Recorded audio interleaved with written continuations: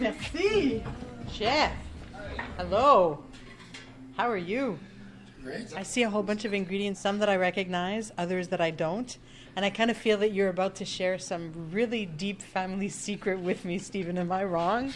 I love spicy foods. My stomach doesn't, but I do. So right now we're going to be mixing a bunch of flavors to make a really great chili crunch oil. Let's start with onions. So I see shallots. Yeah. I see, what else? Fennel. Are those fennel seeds? These are actually anise seeds. Right here we have some fried onions and fried garlic to give a bit of a crunch. I have some white miso. Some tobanjan, Szechuan pepper. A lot of people think that Szechuan pepper will be really spicy, but it's not spicy at all. It just gives a really special flavor that if you don't know what it is, you can't. And if you just eat it like that, it kind of tingles on your tongue, right? Yeah, it numbs the mouth. You know what I remember from my first time eating that? It's like putting a battery on your tongue.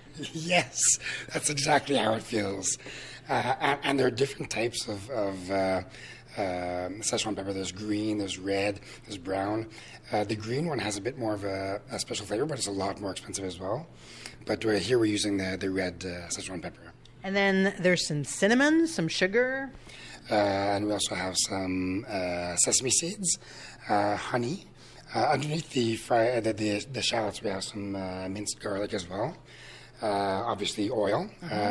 For this recipe, you want to use a neutral oil. We're using canola oil. You can use vegetable oil, peanut oil, anything neutral.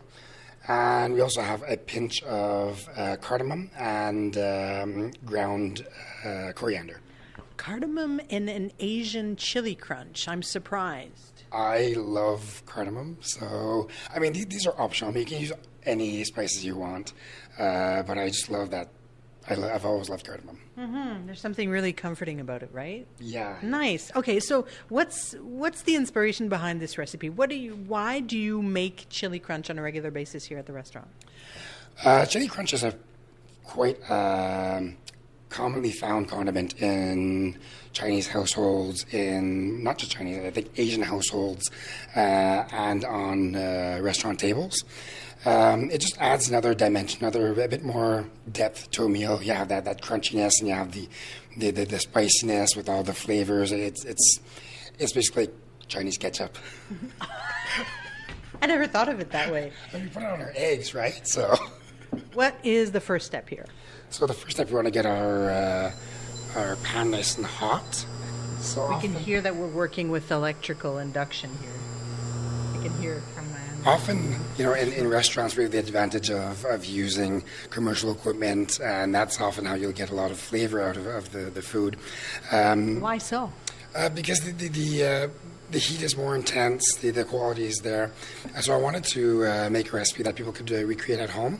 So this is just an induction plaque that was bought at Costco and a household stainless steel pot. You always want to heat a pan without anything in it, and then you add the oil. Otherwise, you're going to get food sticking to the bottom of the pan.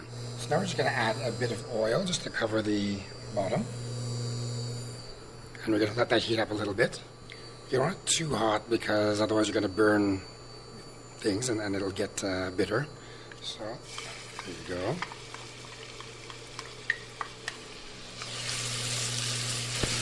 Oh, the smell right now. We're going to heat it up at medium-high heat. Now that everything, the shallots and the garlic are in, we're going to lower it slightly to around medium because we don't want things burning. Do you ever get tired of that smell? Nope. The base of any good savory dish is onions and garlic and ginger. So I see that you are constantly shaking around with your wooden spoon because you don't want anything to burn. Exactly. Once you start getting little burnt bits, then you're gonna get a bitter flavor, and that's exactly it. My last batch, I didn't stir enough, and I burnt the bottom a bit, and my oil came out slightly bitter. So now you can start feeling that at the bottom of the pan it's starting to stick slightly. So now we're going to add these are dried Thai chilies that I put into the food processor. I think I'm going to back away a little bit because it's going to get... When I make my chili oil in the back, when the employees come into the back, they start coughing because, For sure. yeah, they, in their words, the air burns.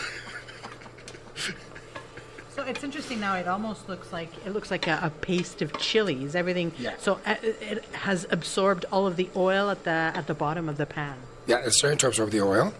Now, I add a bit of oil at a time because you never want to be, roasting anything dry because that's when you're going to get burnt bits. It actually smells a little fruity. Yeah, it does actually smell like kind of There's fruity. a little fruitness to your pepper there. That's high quality pepper you're using. This is actually from Montagne Dorée in Quebec City.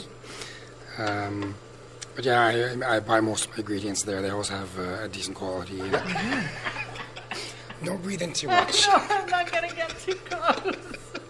So now that the flavors we're going to add, these are dried garlic, fried garlic and fried onions. Again, available in pretty much any Asian supermarket. You can see it's getting a bit dry, so we're going to add a bit more oil. And again, you are stirring and stirring and stirring. You never stop. No, never stop. You don't want anything to burn because you don't want to waste food, right? The recipe that we make here at the restaurant actually takes around 5 hours to make. So now this is nice and hot. You can kind of start smelling the onions and the garlic. Yeah. I think that's the flavor. So we're starting to smell exactly the flavor profile that we appreciate so much from the chili crunch or chili crisp, as you traditionally call it. Yeah, and now we're going to add the anise seeds. This is going to add a bit of black licorice flavor That we find traditionally in the Chinese allspice. Why not go for the Chinese allspice altogether? The Chinese allspice, when you, depending on the brand you buy, different flavors will come out more. So I prefer to know exactly what I'm putting in and the quantities that I'm putting in. Okay. So now we're going to add the Szechuan pepper. I roast that slightly. There is just a little bit of smoke coming up now. Yeah. So now we're going to add the rest of the oil. Wow. So in total I added about 2 cups of oil. Bring down the heat. Oh my God, the aniseed and the pepper now. You can smell it's different. It changed it completely. God. So it went from something extra comforting that smelled a little bit like beurre blanc with the shallots, and it went to something that was a little bit more spicy, and now it feels really exotic to me. Yeah, the Szechuan peppercorn is something very unique. It's hard to describe the flavor.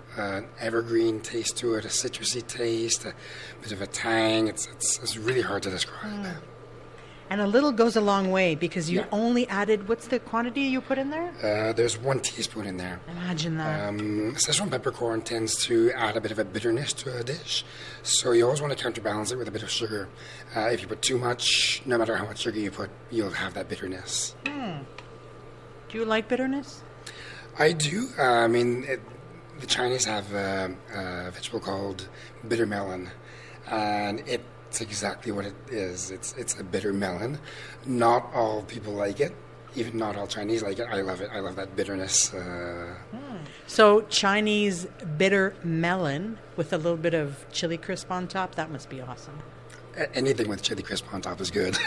There are actually people that put chili crisp on ice cream because you have that spiciness and then it cools down with the ice cream. And here we have our Asian burrata, which is more a bit sweet and slightly savory with a bit of salt that we put on top. And we actually suggest to people to put our chili oil on top. It adds a bit of depth to it. And this is our white miso paste. White miso is slightly sweeter, a bit more delicate than brown miso. Now this is a paste, so it may take a bit of work to incorporate in. And this is tobanjan, a fermented chili paste.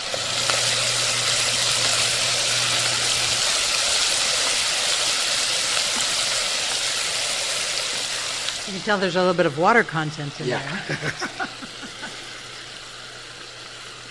Oh, that smell again. I'm used to it. Okay, so now we're going to add ground coriander and cardamom. We're going to add the salt and cinnamon sticks. as well as the sesame seeds. We can hear the crunch to the texture of what's happening in this bowl right now. So now that it's cooled down, we're going to add a bit of honey to it. You can add just white sugar as well. Honey will add a bit more, will make it a bit thicker, add a bit more flavor. So what are you looking for right now when you decide to gradually integrate every ingredient? I'm listening to the sound. I'm watching how everything reacts, if it's bubbling, if it's not, if it's smoking, if it's not. The sugar you don't want to add too early on into a recipe because it'll end up caramelizing.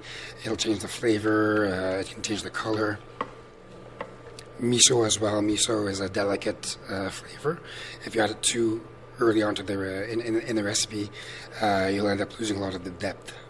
How do you figure out the ratio of that crunch, of the texture, and of the liquid that you are creating? Because you can tell that there's a lot of texture. I think it's just experience. I mean, I'll kind of write out a recipe, all the ingredients, all the flavor profiles that I'd like, and then decide, okay, well, I'd like to have a bit more of this texture and a bit less of this, and then I'll just start playing with the ratios. And I'll do tests. A lot of it comes down to just experience. Now, everything is incorporated. Normally, you would just let this simmer for about 10 to 15 minutes. Obviously, the more you let it simmer, the more the flavors are going to come out. You don't want to have it at too high a temperature because you'll end up burning things. You just want, like on this induction heater, it's around 80 degrees Celsius. So you're not getting anything burnt, but the flavors are going to seep out gradually. How do you keep this? Where do you keep this? Preferably, you'd keep it in a glass jar. If you're using fresh garlic, because you can use fresh garlic in a chili crunch, you don't want to leave it room temperature because you can develop botulism. So if you're using fresh garlic, always keep it refrigerated. What's your favorite thing to eat chili crisp with? Just on white rice. It's become a tradition for a lot of our employees. They come in, the first thing they do is they take a bowl of white rice and they put the chili crunch on it with a bit of soy sauce, a bit of sesame oil, and green onions. That sounds so simple to me, yet so delicious. The complexity of the flavors of the chili crunch will complement something simple. It'll just elevate it. What do you hope people will get from discovering this condiment that's so important to you? I hope people realize that there's so many more flavors than what they know traditionally. Often people will stop at what they know. They don't like to venture outside of their comfort zone. But there's so much more to discover. There's so many flavors. There's so many textures. And like you said, the Szechuan peppercorn that kind of numbs your tongue. I don't think we have anything like that in North American food. It's just a completely different texture and sensation. In some chili crunches, people will add roasted peanuts to add a bit more crunch. You can add also fried edamame seeds or soybean seeds. There's so many things that you can do with this, and just go with what you like, with the flavors you like. Some people like it sweeter, other people like it more salty. It really depends on what you like to do. Mm-hmm. Are you going to keep the cinnamon sticks in there? You can keep the cinnamon sticks when in storage, but obviously you don't serve it on top of food. You can also put star anise in here. You can put a bit of cloves. You can put anything, basically. Let your imagination run wild. Yeah.